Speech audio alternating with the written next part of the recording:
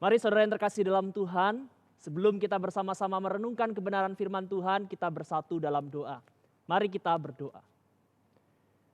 Bapa kami yang di sorga, kami bersyukur untuk berkat pemeliharaan, pimpinan, penyertaan, pertolongan Tuhan yang terus Tuhan berikan kepada kami sampai hari ini. Sehingga di dalam anugerah-Mu ya Tuhan, kami boleh menikmati kehidupan dan perjalanan hidup kami bersama dalam pimpinan-Mu. Terima kasih ya Tuhan, karena sekalipun kami ada dalam keadaan susah dan sulit, kami tetap menerima kekuatan yang daripada Tuhan. Sehingga kehidupan kami terus dipimpin di dalam damai sejahtera-Mu. Tuhan, kami bersyukur juga karena Engkau memberikan kepada kami kebenaran firman-Mu. Firman yang menolong kami untuk kami boleh mengerti isi hati-Mu. Dan bagaimana kami mengikuti setiap kehendak-Mu yang baik bagi kami dalam kehidupan kami. Pimpin kami saat ini ya Tuhan, sebab kami siap untuk mendengarkan firman Tuhan. Biarlah firman yang akan kami baca dan renungkan bersama saat ini sungguh boleh menjadi firman yang hidup, firman yang menolong langkah kehidupan kami, sehingga membuat kami semakin memiliki kehidupan yang selangkah menjadi lebih serupa dengan Tuhan. Terima kasih ya Tuhan, kami bersyukur, kami sambut kebenaran firman-Mu. Dalam nama Tuhan Yesus kami berdoa. Amin. Bapak Ibu Saudara yang terkasih dalam Tuhan, sungguh sangat bersyukur kalau pada saat ini kita boleh kembali datang beribadah kepada Tuhan. Sekalipun saya tahu mungkin beberapa dari kita ada yang cukup kecewa karena saat ini setiap daripada kita mungkin yang 2 minggu ini sudah datang ke gereja mengikuti ibadah offline. Hari ini harus kembali mengikuti ibadah secara online. Tapi saudara, biarlah itu tidak mengurangi sukacita kita sebagai anak-anak Tuhan. Karena dimanapun kita berada, di sana Allah ada. Dimanapun kita beribadah dan menyembah kepada Tuhan, di sanalah juga Tuhan menerima setiap pujian dan penyembahan kita. Nah, saudara yang terkasih dalam Tuhan, saat ini kita akan merenungkan satu tema melalui kesempatan kita merenungkan firman Tuhan hari ini. Kelanjutan dari tema God with us, Immanuel. Dan hari ini kita akan membahas satu topik yang sangat related dengan kehidupan kita. Sangat relevan dengan kehidupan kita sebagai manusia yang mengalami perasaan-perasaan dalam kehidupan kita. Hari ini kita akan membahas satu perasaan yang biasa kita alami dalam kehidupan keseharian kita, yaitu joy, sukacita. God with us brings joy. Apa arti dari Immanuel yang membawa sukacita? Saudara, saya mengajak kita saat ini sebelumnya membaca firman Tuhan dari Lukas pasal yang kedua. Lukas pasal yang kedua ayat yang ke-8 sampai ayat yang ke-14. Lukas pasal 2 ayat 8 sampai ayat yang ke-14. Saya akan membacakan bagian firman Tuhan ini. Biarlah kiranya saudara boleh memperhatikan di rumah masing-masing bagian firman Tuhan ini dengan seksama. Lukas pasal 2 ayat 8 sampai ayat yang ke-14. Demikianlah firman Tuhan. Di daerah itu ada gembala-gembala yang tinggal di padang, menjaga kawanan ternak mereka pada waktu malam. Tiba-tiba berdirilah seorang malaikat Tuhan di dekat mereka. Dan kemuliaan Tuhan bersinar meliputi mereka. Dan mereka sangat ketakutan. Lalu kata malaikat itu kepada mereka, "Jangan takut, sebab sesungguhnya aku memberitakan kepadamu kesukaan besar untuk seluruh bangsa. Hari ini telah lahir bagimu juru selamat, yaitu Kristus Tuhan di kota Daud. Dan inilah tandanya bagimu. Kamu akan menjumpai seorang bayi dibungkus dengan lampin dan terbaring di dalam palungan." Dan tiba-tiba tampaklah bersama-sama dengan malaikat itu sejumlah besar bala tentara sorga yang memuji Allah, katanya, "Kemuliaan bagi Allah di tempat yang maha tinggi, dan damai sejahtera di bumi di antara manusia yang berkenan kepadanya." Bapak Ibu Saudara yang terkasih dalam Tuhan, Natal tahun ini tentu menjadi Natal yang sangat berbeda. kita rasakan. Hari ini kita akan bersama-sama membahas tentang sukacita atau joy. Masih adakah sukacita di tengah-tengah keluarga kita, di tengah-tengah hati kita ketika kita merayakan Natal tahun ini? Bapak Ibu Saudara yang terkasih dalam Tuhan, beberapa waktu yang lalu saya pergi bersama dengan beberapa teman-teman pemuda. Di waktu kesempatan itu, saya diajari bermain satu permainan yang baru, yang sebelumnya saya belum pernah lakukan. Permainannya namanya adalah kasta, Bapak Ibu Saudara yang terkasih dalam Tuhan. Nah, yang ingin saya sampaikan adalah, di momen itu saya bisa tertawa begitu sangat lepas, terbahak-bahak ya, melihat teman-teman saya dikerjai, mereka juga tertawa, saya ikut tertawa. Pokoknya kita benar-benar bisa sampai meluapkan perasaan begitu riang, bahagia dan gembira saat itu. Saya bisa merasa saya tidak lagi memikirkan beban saya, tidak memikirkan masalah saya ada dalam kelompok teman-teman saya. Dan saya menikmati sukacita bersama dengan mereka yang bermain permainan kasta pada waktu itu. Tapi saudara yang terkasih dalam Tuhan, di saat saya merenungkan perenungan firman Tuhan hari ini.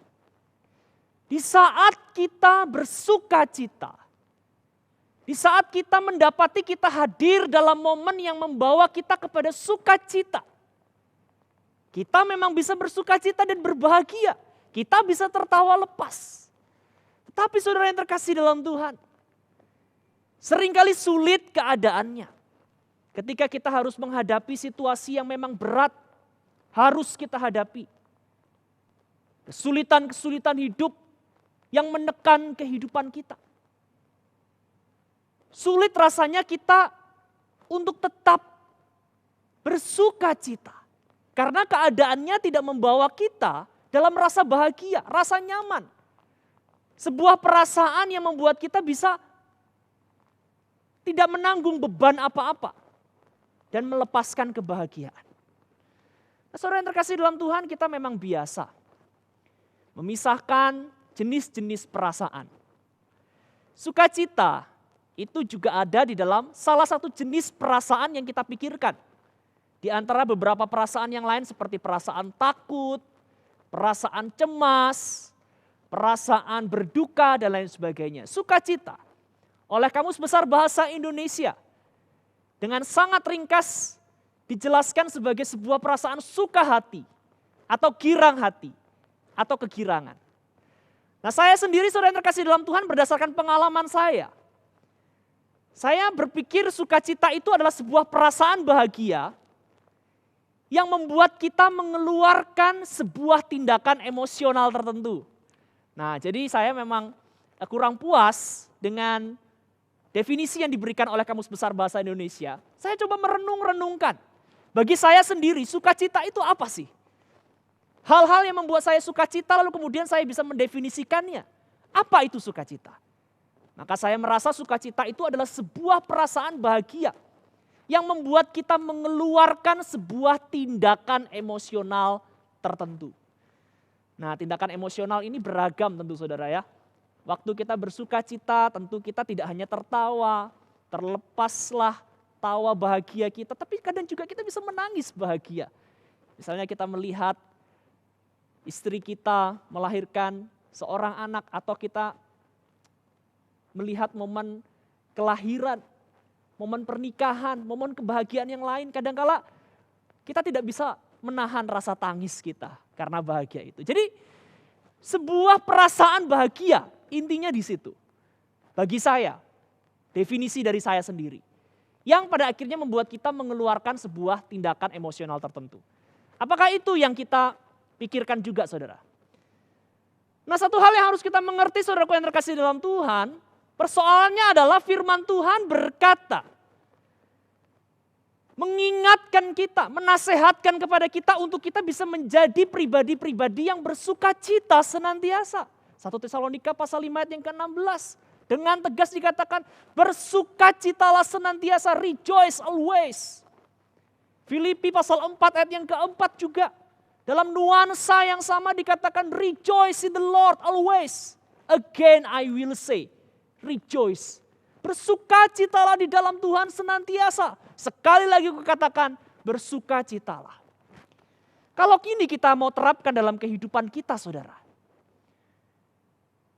Pertama-tama yang akan kita pertanyakan adalah, apa maksud dari firman Tuhan ini? Apa arti dari bersukacita senantiasa?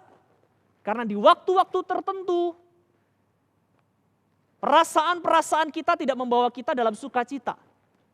Tapi mungkin membawa kita dalam duka cita, kecemasan, ketakutan, kekhawatiran, dan lain sebagainya.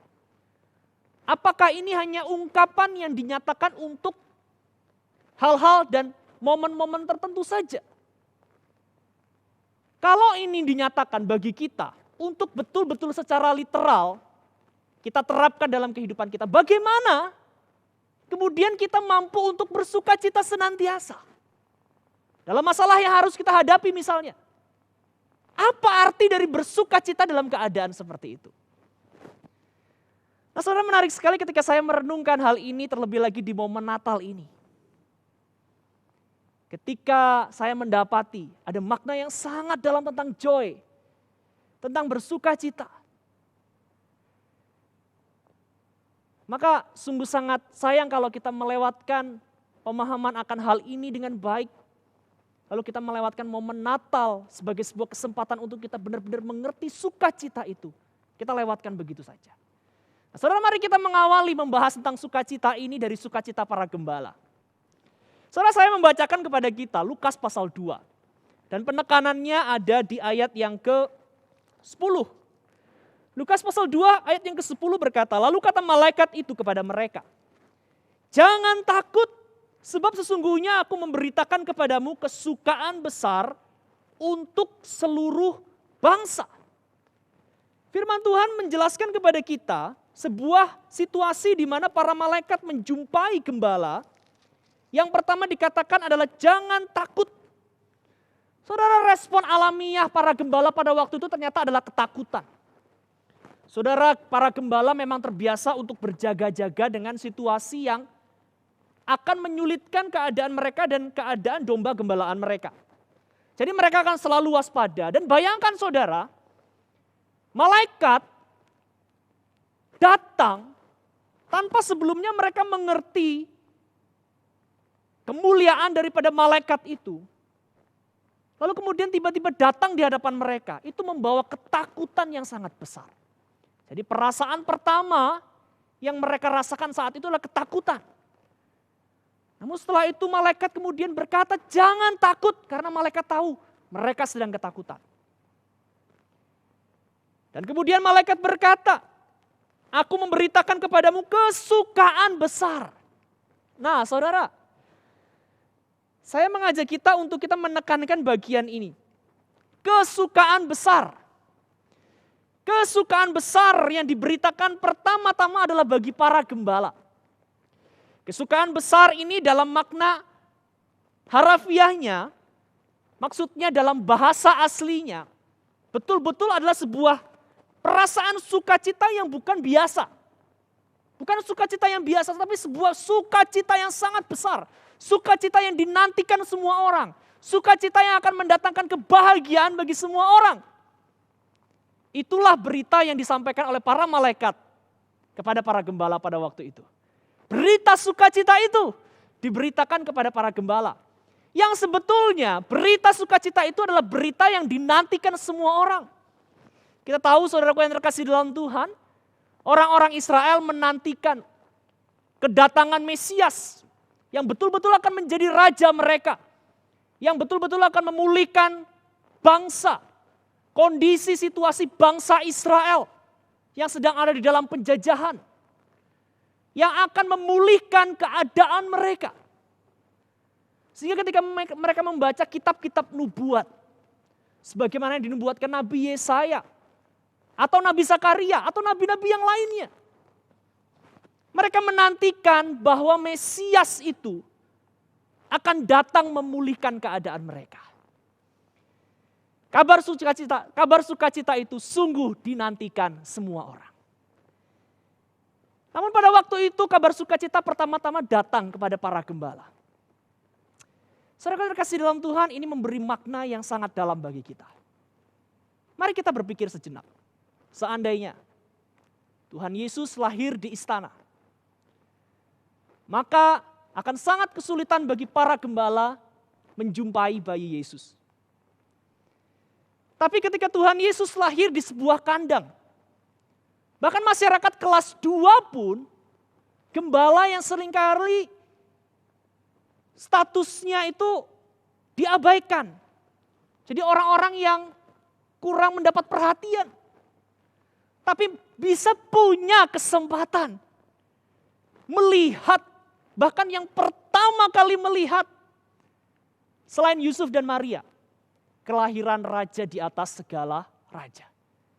Saudara, saya pada waktu mengajar sekolah minggu misalnya, selalu diingatkan, kamu kalau ngajar sekolah minggu, khususnya dari kelas kecil sampai kelas besar, jangan ambil topik yang kelas besar, karena kelas kecil gak akan mengerti.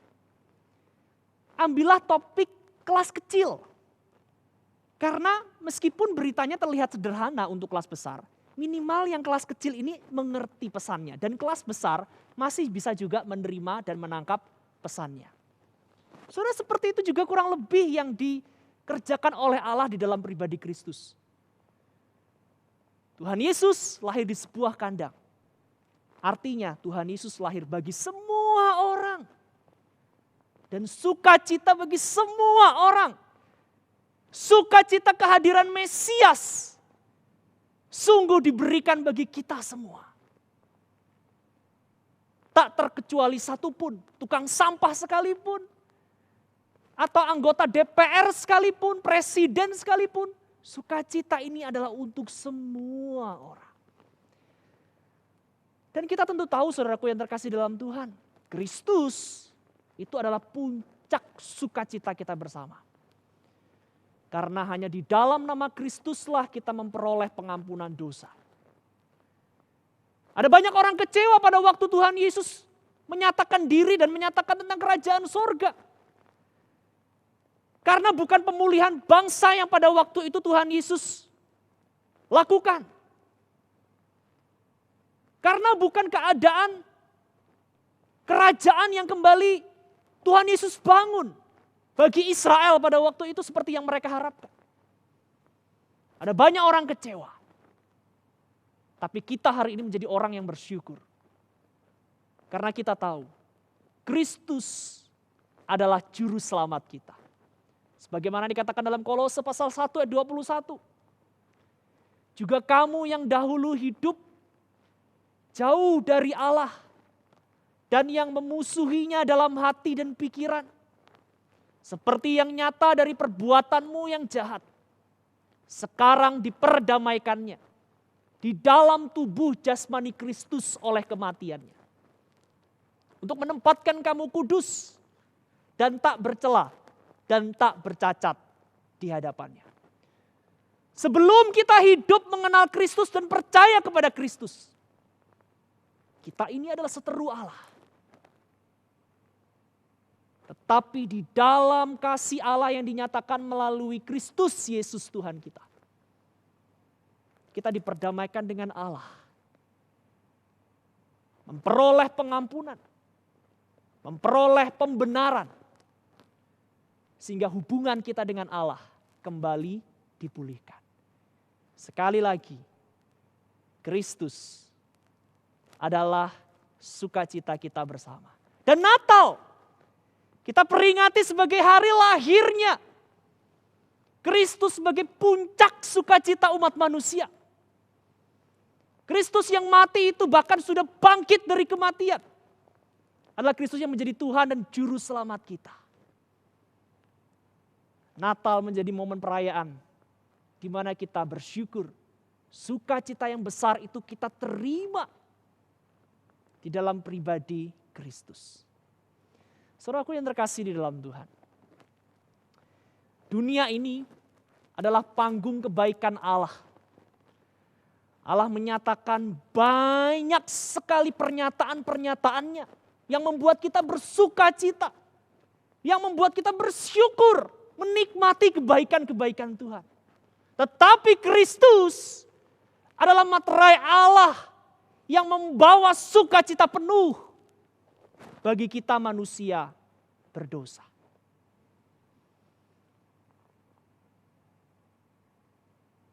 Adakah kita bersukacita saat ini? Karena Kristus hadir bagi kita.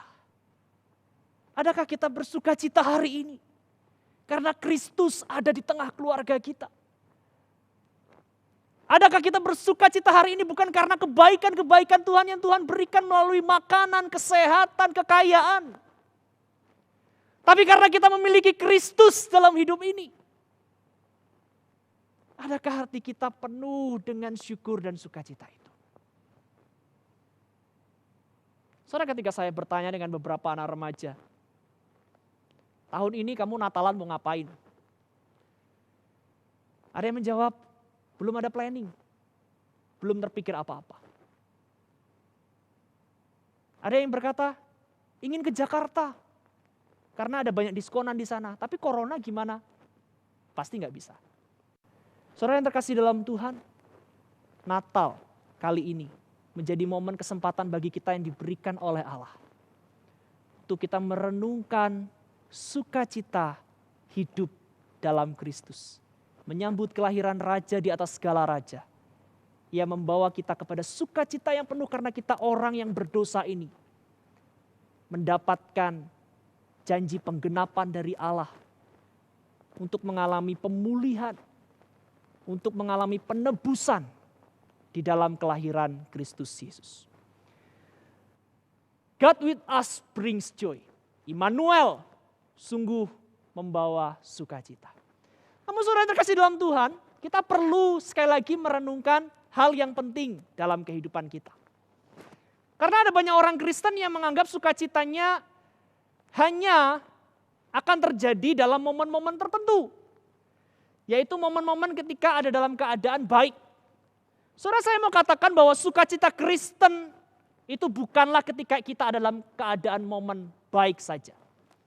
Seorang hamba Tuhan bernama John Piper, sekaligus juga adalah teolog, mendefinisikan Christian joy.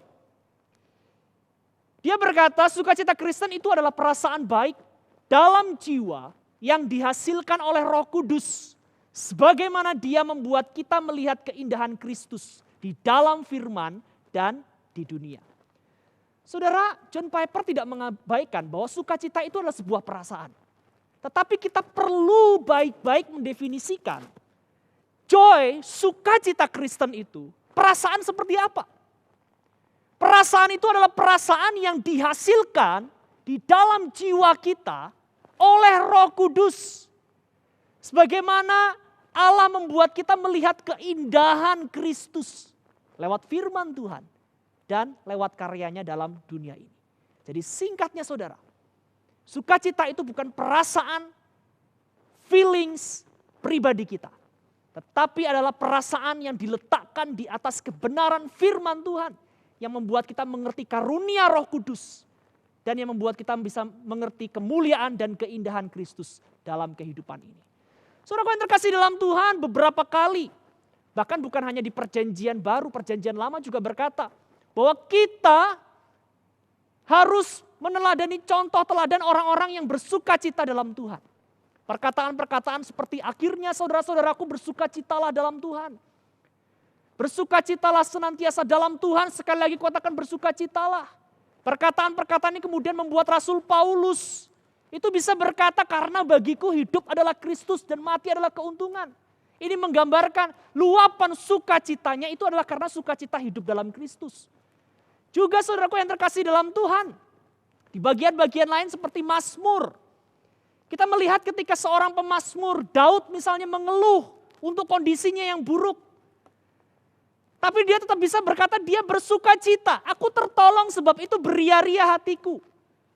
Dan terus-menerus juga pengajaran tentang bersukacita di dalam Tuhan itu dinyatakan di dalam Alkitab. Apa yang dapat kita mengerti dari hal ini saudara? Saudara, sukacita itu tidak bergantung pada perasaan kita. Sukacita itu bergantung yang pertama karena kita melihat karakter Allah. Dan yang kedua karena itu adalah dari Allah. yang bekerja secara supranatural kepada kita. Sukacita itu berawal dengan kita melihat karakter Allah. Jadi saudaraku yang terkasih dalam Tuhan, bukan karena kita mengalami keadaan-keadaan yang baik, tapi karena kita melihat Allah. Allah yang baik, Allah yang setia dengan janjinya, Allah yang dapat diandalkan.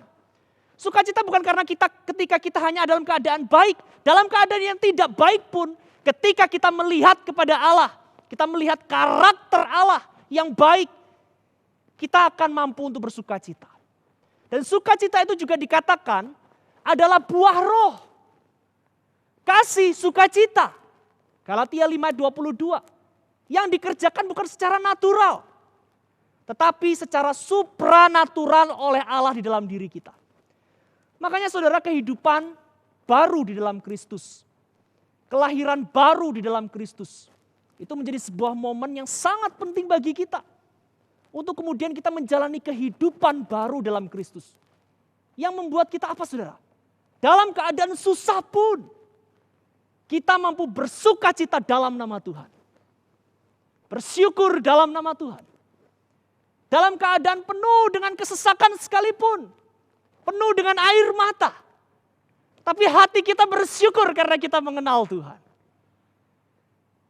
Itu adalah buah roh yang Tuhan kerjakan bagi kita. Jadi sukacita Kristen itu bukan perasaan subjektif dari kita.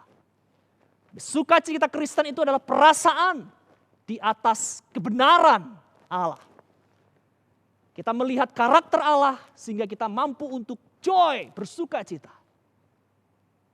Kita melihat pekerjaan Allah lewat Roh Kudus dalam diri kita. Sehingga kita mampu untuk kita bersukacita. Saudaraku yang terkasih dalam Tuhan, seorang Kristen yang mampu untuk memandang kepada Allah dalam kehidupannya. Menggunakan firman sebagai ketetapan-ketetapan dalam langkah hidupnya. Di tengah-tengah keadaan sulit yang harus dia alami. Demikian juga sebetulnya saudara, kitab Ibrani juga sudah mengingatkan kepada kita, Ibrani pasal 10 ayat yang ke-34. Ibrani 10 ayat 34 berkata, memang kamu telah turut mengambil bagian dalam penderitaan orang-orang hukuman. Dan ketika hartamu dirampas, kamu menerima hal itu dengan sukacita. Saudara, sukacita seorang Kristen membuat ia lebih memandang kepada Allah daripada kesulitannya.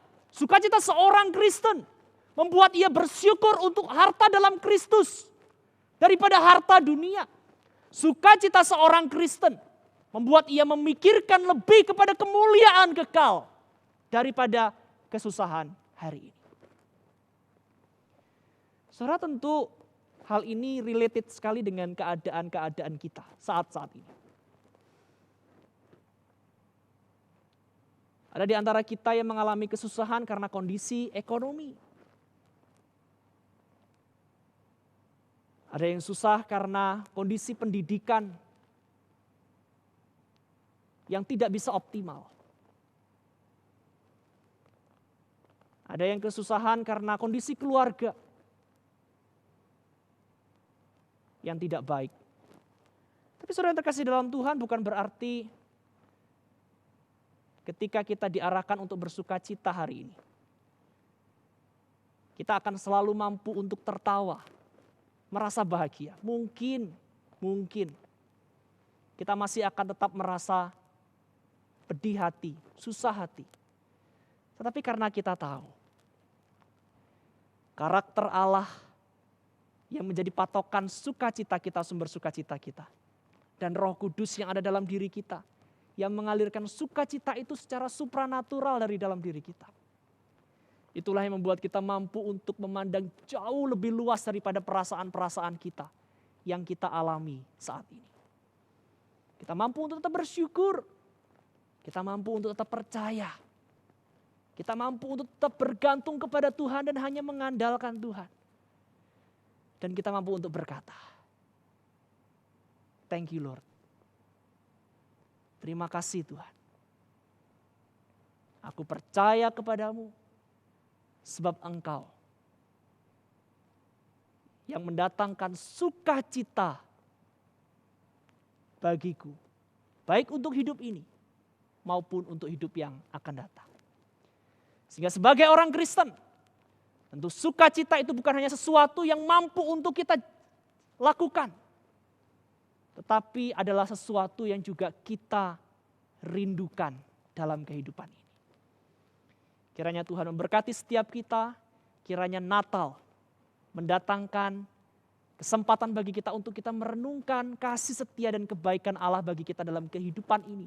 Sehingga hati kita berlimpah dengan syukur dan sukacita di dalam Kristus.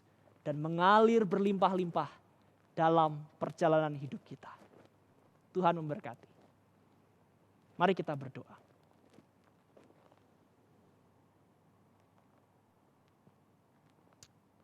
Tuhan, kami bersyukur, kami bersuka cita karena Engkau hadir dalam kehidupan kami. Engkau memberikan sebuah kehidupan bagi kami yang mendatangkan syukur dan sukacita di dalam hati kami. Kami menanti-nantikan penebusan.